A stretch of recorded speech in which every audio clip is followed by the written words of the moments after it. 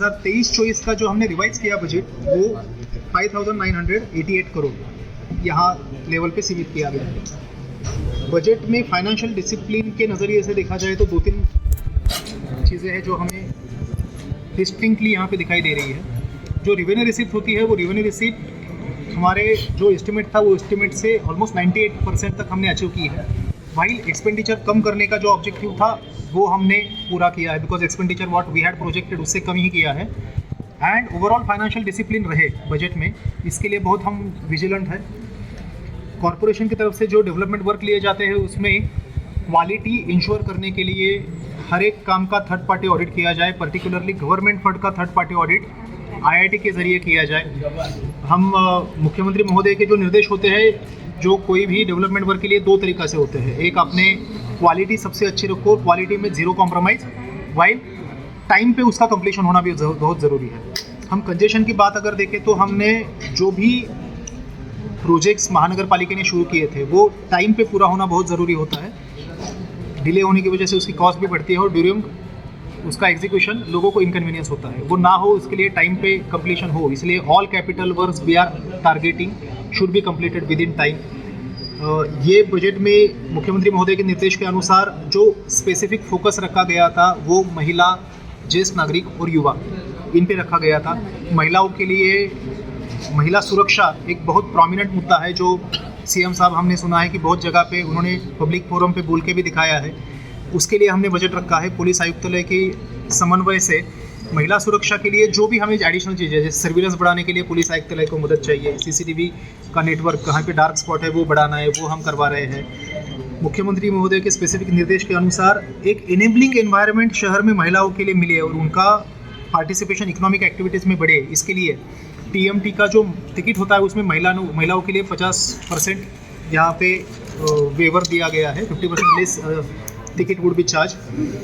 महिलाओं के शौचालय जो होते हैं उसका एक डेडिकेटेड टॉयलेट का network and moreover properly maintain होना चाहिए। ये हमने इस बजट में स्पेसिफिकली इंक्लूड किया है and we will implement rigorously. ज्येष्ठ नागरिकों के लिए विरंगुला केंद्र, डे केयर सेंटर जो बनाए जाएंगे उसमें गार्डन या ओपन प्लॉट है वहाँ पे बनाए जाएंगे, उसमें सारी फैसिलिटीज़ दी जाएंगी। युवाओं के लिए रोज़गार बहुत इंपॉर्टेंट चीज़ है। हमने रोज़गार मेला कल देखा, तो रोज़गार मेला में बहुत सारे other departments also participate, but corporation की भी एक कमिटमेंट है और हमारी अकाउंटेबिलिटी लोगों के प्रति जो है वो समझते हुए रोज़गार मेड़ावा एंड कौशल विकास केंद्र जो स्किल डेवलपमेंट सेंटर कॉरपोरेशन ने बनवाना, जो अभी हमने देखा कि कोपली में बहुत अच्छा स्किल डेवलपमेंट सेंटर डिपार्टमेंट में बनवाया, उस लाइन पे कॉरपोरेशन खुद एक डेवलपमेंट सेंटर बनवाएगी। बिकॉज अगर शहर की रिक्वायरमेंट देखते हैं तो बहुत ज़्यादा उसकी हमें अभी आवश्यकता है। 2-3 चीज़ें जो मुख्यमंत्री महोदय के निर्देश से इंटेंशनली इंट्रोड्यूस की गई है, उसमें जो कॉरपोरेशन ठाणे शहर वासियों का श्रद्धा स्थान स्वर्गीय आनंदी साहब का एक स्मारक शहर में बनना चाहिए। ये जो मुख्यमंत्री महोदय की कल्पना थी उसके अनुसार जो उपवन में महापौर बंगला है उसको स्वर्गीय आनंदी साहब के स्मारक में कन्वर्ट किया जाएगा, उसके लिए प्रावधान महानगर पालिका ने रखा है।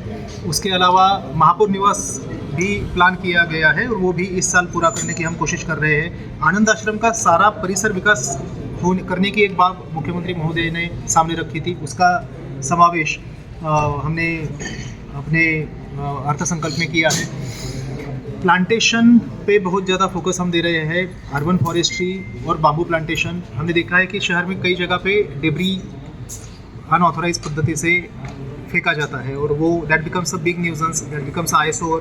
उस पर while we take penal action we need to come out with a permanent solution.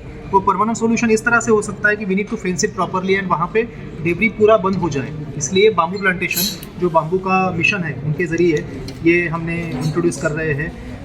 जो रोड प्रोग्राम गवर्नमेंट ने 2 पैकेज दिए थे, 214 और 395 करोड़ का, जो CM साहब ने स्पेसिफिक ठाणे शहर के लिए दिए थे, उसमें काम अभी तक 91% पूरे हुए हैं।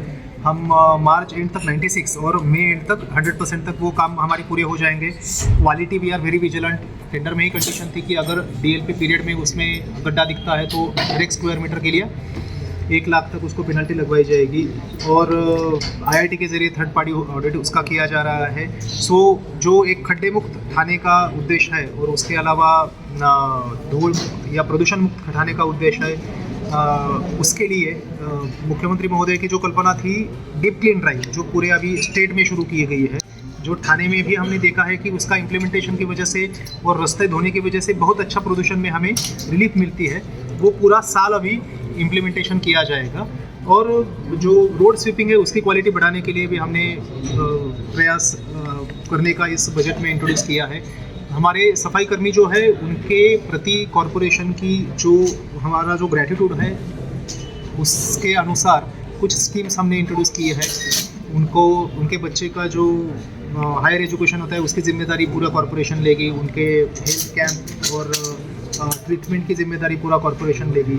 शहर के कुछ स्पेसिफिक प्रॉब्लम चैलेंजेस होते हैं, पार्किंग या फिर कंजेशन, इसमें स्पेसिफिक सोल्यूशन निकलवाने के लिए कॉरपोरेशन ने बहुत सारी जहाँ जहाँ पे आवश्यकता है वहाँ पे निधि का प्रावधान करके रखा है। We will see to it that all capital works are completed within time.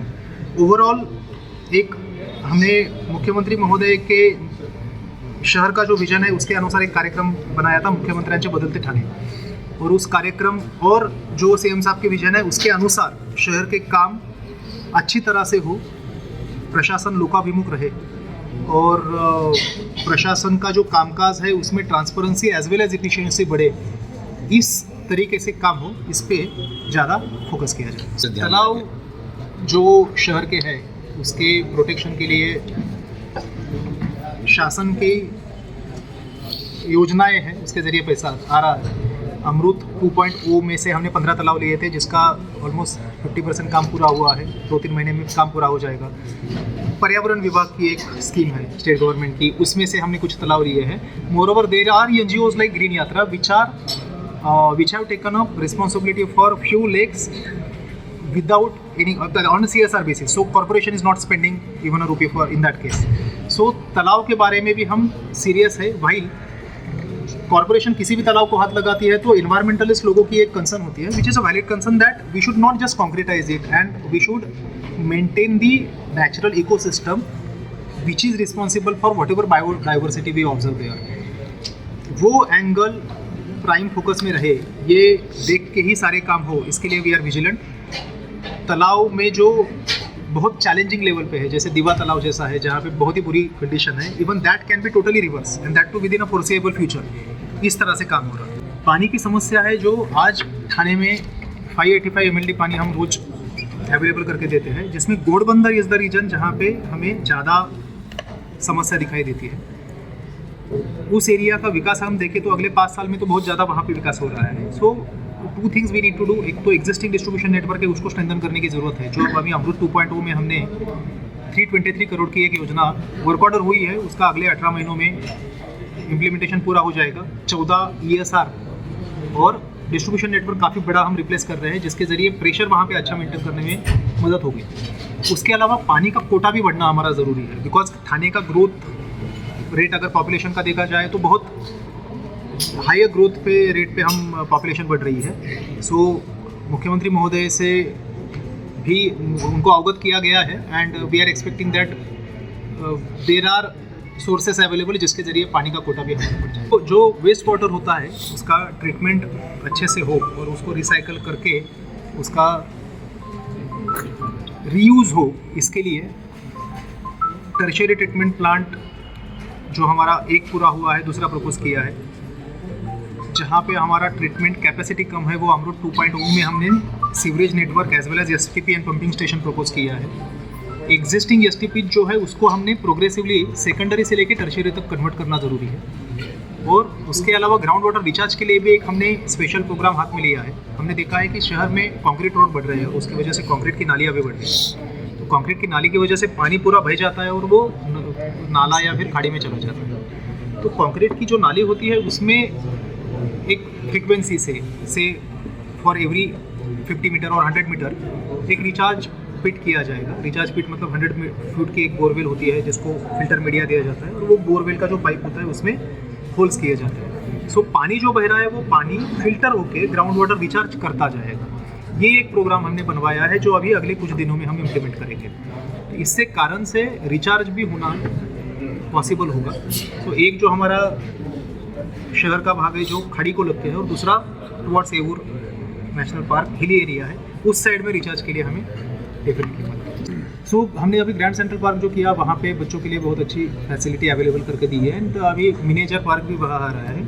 So garden में जहाँ पे भी बच्चों के लिए फैसिलिटीज़ अवेलेबल करके दी है, उसका भी मेंटेनेंस का हमने अभी रेट कॉन्ट्रैक्ट रिसेंटली फाइनल किया, सो दैट जहाँ पे भी बच्चों के लिए सुविधाएं दी होती है, उसका मेंटेनेंस करने के लिए कुछ खराबी होती है तो उसके लिए हर बार टेंडर और ये प्रोसेस में डिले हो जाता है। So when we have a dedicated contractor within that limit उसका काम हो जाता है। Thank you so much. हमारे न्यूज चैनल्स को सब्सक्राइब करें, लाइक करें, कमेंट्स करें, शेयर करें और घंटी का बटन प्रेस करें ताकि आने वाली हर वीडियो और अपडेट्स की नोटिफिकेशन आप सभी को मिलती रहे। जय हिंद, जय महाराष्ट्र।